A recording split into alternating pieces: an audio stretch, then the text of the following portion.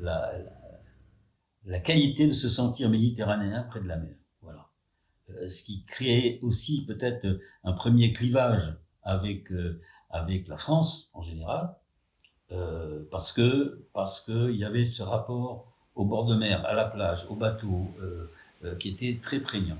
Alors paradoxalement, euh, euh, la ville d'Oran n'était pas une ville de bord de l'eau. C'était comme Nicole Garcia l'a appelé dans son film, c'était un balcon sur la mer. Oui, mon frère c'est un peu plus compliqué, c'est un rapport un peu plus difficile parce que mon frère a été très tôt envoyé en France. Quelque part, ils ont été extrêmement peu sympas avec lui, dans le sens où je pense 12 ans, 13 ans, il s'est retrouvé en pension à Paris. Paul et moi, on était... D'abord, lui, il était en mimétisme du grand frère, parce que j'ai 6 ans plus que lui, donc fatalement, je faisais des trucs que lui ne pouvait pas faire. Donc automatiquement, je pense que ça a pu l'aider à un moment à avoir une espèce d'exemplarité. Et puis il y a eu cette rupture totale de l'éloignement, où personne n'a rien compris à ce schmilblick complètement con, organisé de toutes pièces, à mon avis, par l'état d'esprit. On a discuté récemment avec lui, on est entièrement d'accord là-dessus, sur l'analyse, hein.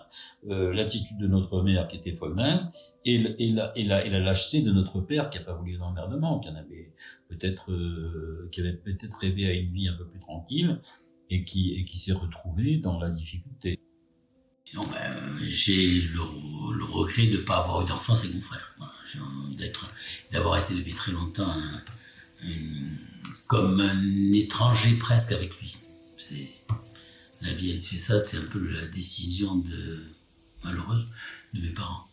Mon père était géomètre expert. Enfin, expert, c'était un titre, il y avait même sur la blague, expert près les tribunaux. Mais enfin, il était géomètre, il fait partie de l'ordre des géomètres, et donc, quelque part, ça a participé à mon enfance parce que j'avais cette conscience qu'il mesurait le pays, hein, au sens presque philosophique du terme. Il était né là, et c'était son pays, c'était l'Algérie. Et je crois que quand il est revenu de la guerre, j'ai vu quelqu'un que je connaissais pas, en fin de compte, qui m'avait pas porté dans ses bras, qui m'avait pas câliné petit et tout ça. J'avais été en complète fusion avec ma mère, qui en plus avait dû avoir pour moi toutes les attentions attentives d'une femme seule, qui restait complètement infantile dans sa mentalité, et donc ce qui suppose aussi dans l'incapacité d'avoir des enfants, ou tout au moins de savoir les gérer. La vision est devenue un peu différente à partir de 60, où l'atmosphère s'est un peu tendue, où ils ont commencé à avoir des attentats, alors qu'ailleurs, à Alger, tout ça, il y avait eu beaucoup d'attentats. Oran était une ville assez calme, où il y avait peu d'attentats, mais on commençait à avoir des tirs de mitraillettes, il y avait eu les attentats de l'Ouest, les attentats du FLN, c'était un peu plus compliqué à partir de là.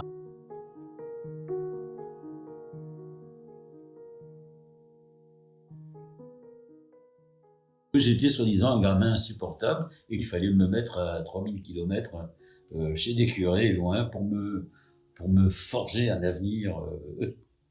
Alors, peut-être que ça a marché, je ne me souviens pas d'avoir une vie de loser complètement, une vie décalée, oui, ça je revendique, et anarchiste, oui, mais pas loser.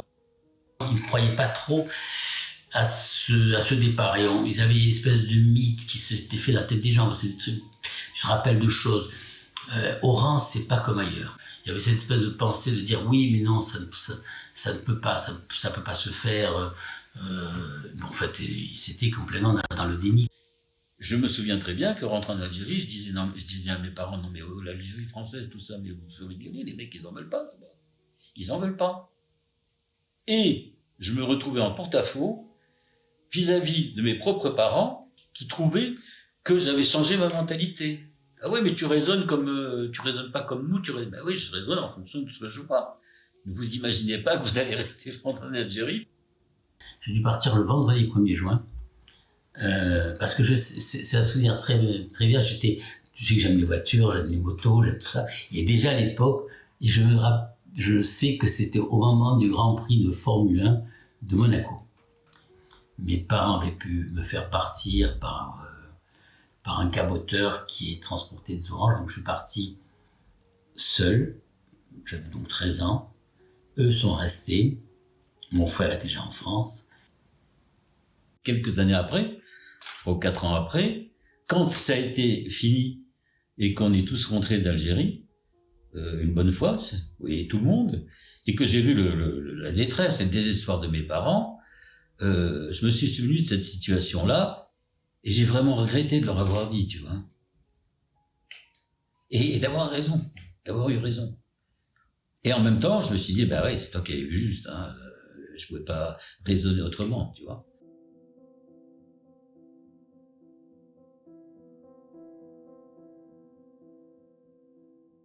On n'était pas bien vus parce que d'abord, on était des colons, des coloniaux, on était des gens qui pas, on était pas bien, quoi. Si tu veux, c'est une notion d'ailleurs même actuellement. Si tu parles des pieds noirs, je pense pas que la majorité des Français aient une opinion positive des pieds noirs. Moi, j'ai jamais mis en avant mon origine pied noir. J'ai quand même le sentiment que ces gens-là, je parle de mes parents, par rapport aux efforts que j'ai observés par la suite des gens et tout, ils se sont beaucoup laissés vivre quand même. Ils ont beaucoup profité des circonstances. Et ils ont appris 10 fois moins que moi le sens de l'effort. Et pourtant, moi, je suis un artiste et je suis pas dans la norme. J'ai mon sentiment et mon sens de la réussite, mais j'ai le sentiment d'avoir fait un certain nombre d'efforts, des fois, pour arriver à des trucs qui étaient difficiles et que j'arrivais pas à faire. Alors après, est-ce que j'ai bien placé mes choix, c'est autre chose. Tu vois les choses, après j'ai mis de côté cet épisode-là, c'est toujours chez moi, hein, c'est toujours présent. C'est pour ça que je me sens bien ici, je me suis réinvesti ici, parce que ce que je disais, j'ai toujours dit dans ma vie, je n'ai pas de clocher. Je n'ai pas un rapport à quelque chose, certes de matériel, mais qui a fait mon passé. Mon passé, quelque part, et de l'autre côté de la Méditerranée. En reconstruction, en fait, je l'ai faite en fac, hein.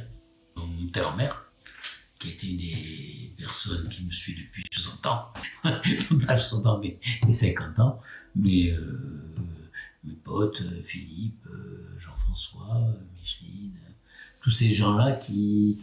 et puis après, il y en a eu d'autres qui sont venus de s'agglomérer, comme... mais c'est après, tu vois. Il y a 3 ans, j'ai été faire un masterclass au Mexique, à Guadalajara.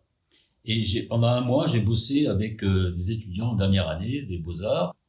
Il y avait une fille qui faisait aussi, l'étudiante qui terminait ses études, qui faisait aussi qui passait aussi une valeur de commissaire d'exposition. Et donc, elle m'avait demandé, pour sa thèse de fin d'études, une entrevue, une interview. Oui, j'ai un socle quelque part.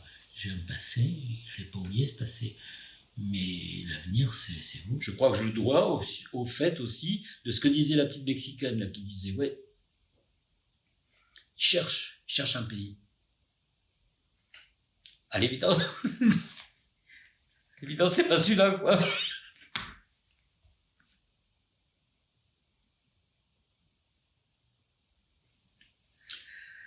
l'évidence, c'est pas celui-là, et à l'évidence, il ne le trouvera pas. C'est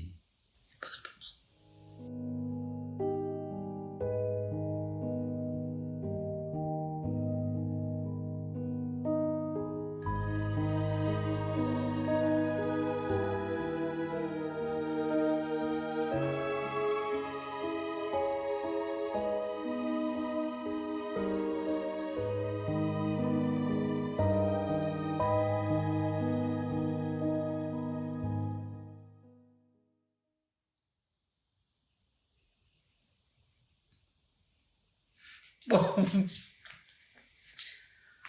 a fait le tour là, je crois.